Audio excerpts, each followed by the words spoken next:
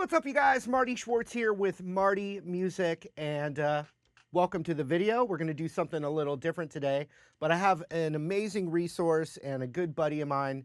I want to welcome to the channel right now, Mr. Bobby Huff. What's up, Bobby?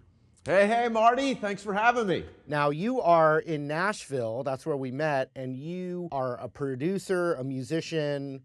Obviously, you're holding a guitar. I know you're also an excellent drummer. So, man of many hats, but definitely a producer with your own YouTube channel. What's your YouTube channel called? And just explain what that's about. It's called Music Surgery with Dr. Bob. And really, I go through producer tricks and tips and ways to approach tracks and program tracks and mixing tracks, and you know how you can get 250 tracks down to one stereo pair and get into plugins, and I've been lucky enough along the way to work with a bunch of great people. So I've got all this information, so I put it in a YouTube channel. And I love the channel, by the way, and there's a link down below, you guys. So it's all, you know, great production stuff, but always also just like really entertaining. And what's the most popular video you have right now on the channel? Well, there's a couple of them that are just more for entertainment, but are kind of educational too. Like I tuned David Lee Roth's voice, or tuned Brad Delp's voice from Boston, just to show, like, you know, sometimes if it's tuned, it actually doesn't sound better. Right. Now, are you good at cutting from back in the old days, cutting tape with a razor blade and all that? No. I started kind of when ADAT and digital technology started.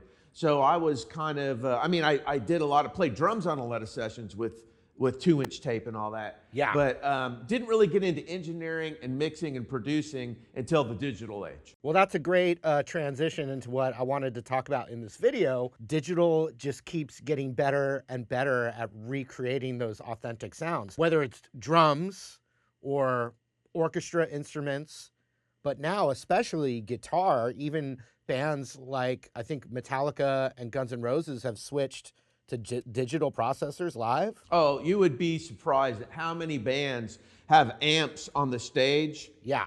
That are turned on so you can see the little orange light on. Yeah. But backstage, it's all digital and I don't want to say fake amps, but you know, Sure. fake amps. My problem with that idealistic concept of getting any amp with one button was that it just never sounded authentic. But from what I understand of doing what I do, and I'm sure you even more so with all the recording and stuff, is that we're kind of there, right? Oh, definitely. We're there with amps, we're there with mic pre's, we're there with EQ, we're there with all that stuff. And you'd be surprised at how many records you hear that are just virtual amps. So what would your recommendation be to someone that's a guitar, let's say one of my students that watches me online, they got their first little cheap interface and they have GarageBand?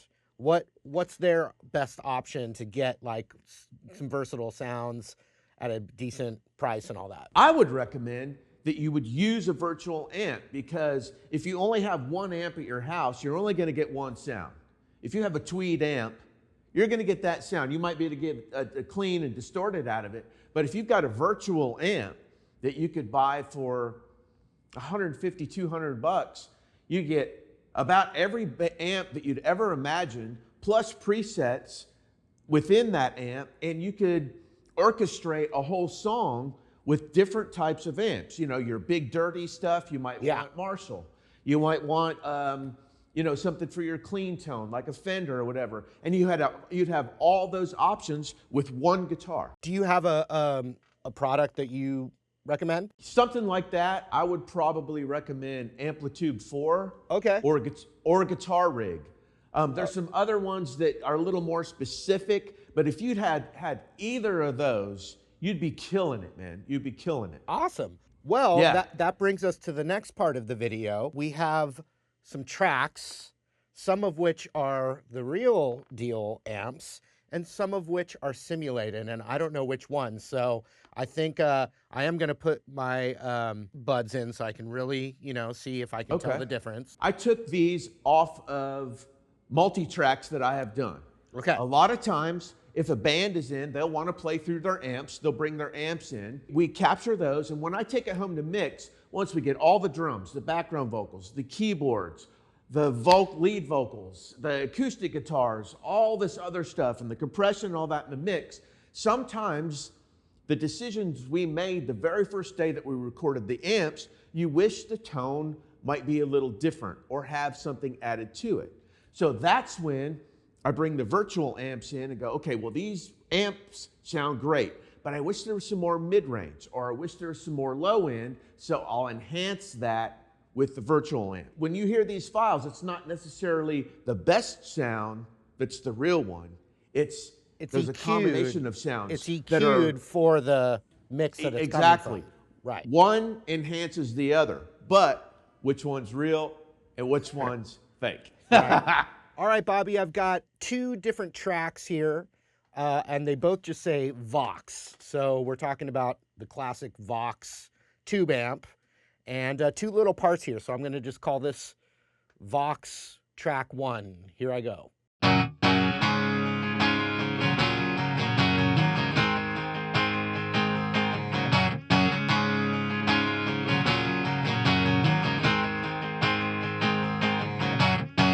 Nice little punchy little guitar part there. This is Vox track number 2.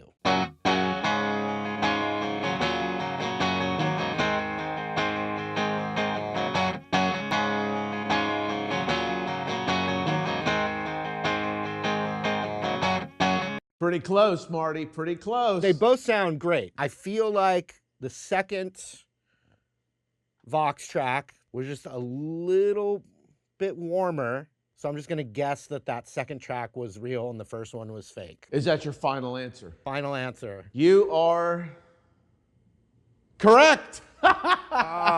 Whew. Okay. So I get to keep my job for one more round. All right. So now we have Marshall. Here is Marshall track number 1.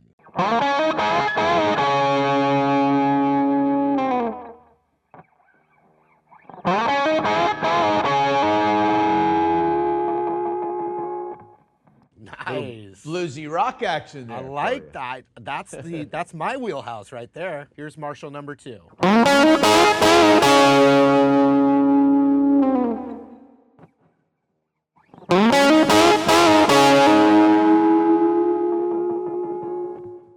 The second one was definitely louder and crispier. The first one was once again had a little more mellowness to the sound. I mean, you don't think of Marshall and mellow, but just compare to the 2. So I'll say that the first one was real and the second one was fake. Boom, you got 2 in a row. Woo! Wow. That's great. The next set, we have our boogies, Mesa boogies. I'm very familiar through my 30 years of playing guitar. I've had 2 Mark IVs. All right, here's boogie track number 1.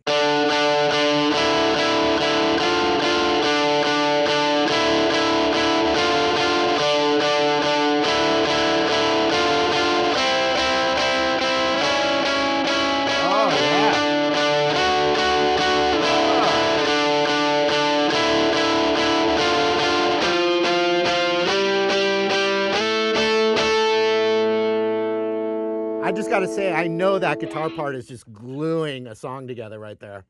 You're absolutely right. That was there's power chords in the chorus, and that octavey part was on top of the chorus. Exactly right. Yeah, and there's just a couple little twists that add some really nice like harmony, I guess.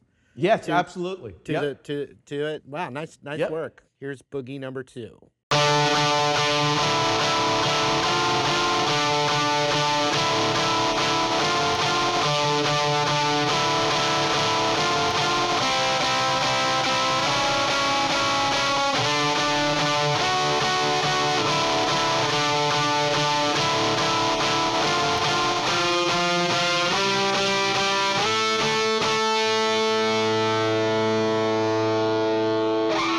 It's hard because they both sound great, right? So in some ways, I want to say the one that sounds better is the digital one because of the prerequisite of you having more control over the EQ in the mix, right? So yeah, sure. So the second one, just because it had more clarity and it was louder, I'm going to say that 2 was the fake one, only because in some ways it sounded better. Final answer. Yes. Incorrect. You know, and like I said before, Marty, it's not like one's better than the other. It's like one was recorded first, and then I needed some specific frequencies along with that one to cover it in a mix that probably had 150 tracks. So, you know, and honestly, for me, when I hear all of these back, I can hardly tell, man. Yeah, you'd probably need notes to know.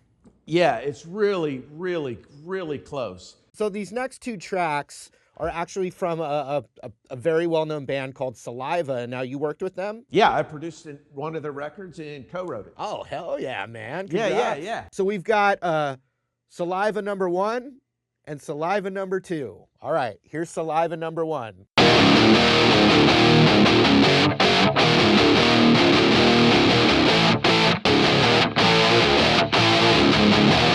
Okay, so that was Saliva number 1, Saliva number 2.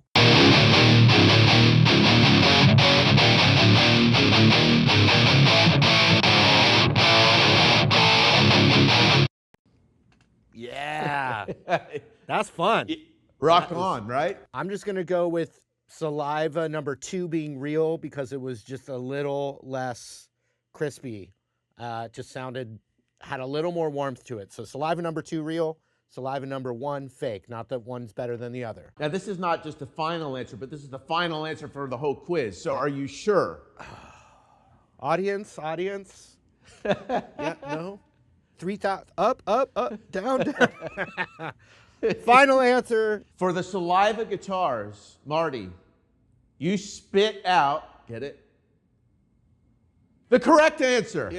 Yeah. Woo. That was super fun. I want to thank Bobby Huff again. Also, I would just encourage people to go over to your channel and check out one, it's just entertaining if you like music, but then 2, the educational aspect of learning more about production and recording yourself, which is what everyone is doing these days. So thank you for thank you for your Thanks for having me, Marty. It's been great, man. I really appreciate it. Yeah, man. Super cool. Thank you so much, and thanks for watching, everyone. Let us know what other kinds of content like this you'd like to see in the comments.